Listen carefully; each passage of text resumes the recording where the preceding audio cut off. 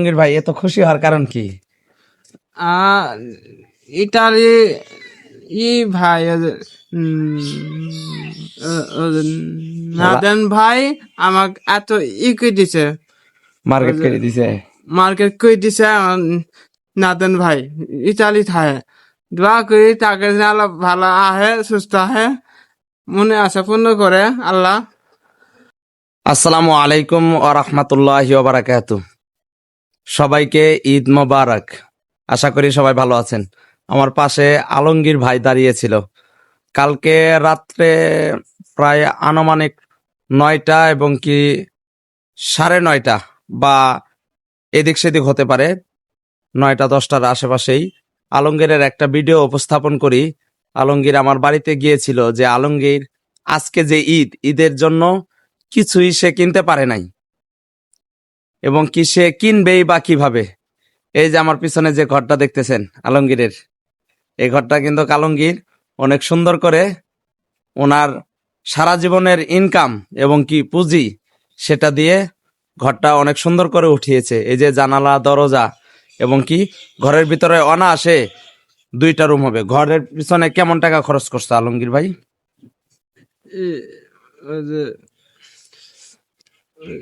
20,000। 20,000 টাকা।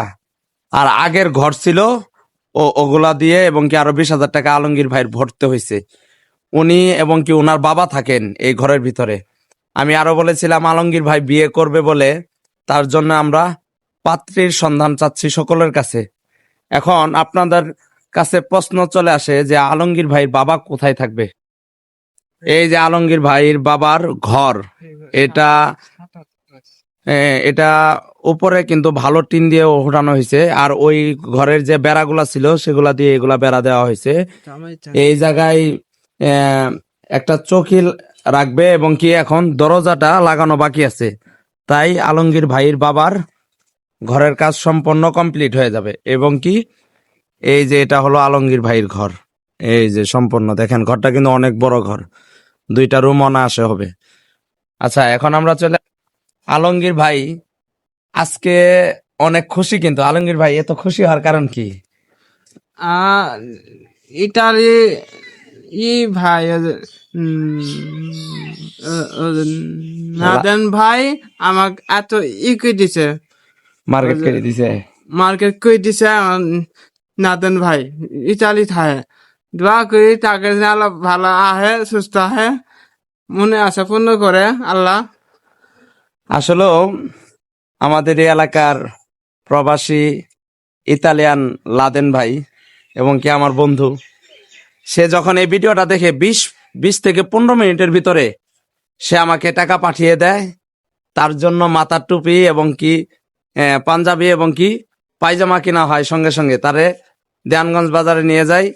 তার পছন্দ মতোই এসব কেনাকাটা করে দেওয়া হয় এবং কি অবশিষ্ট যে টাকাগুলা থাকে তার হাতে দেওয়া হয়।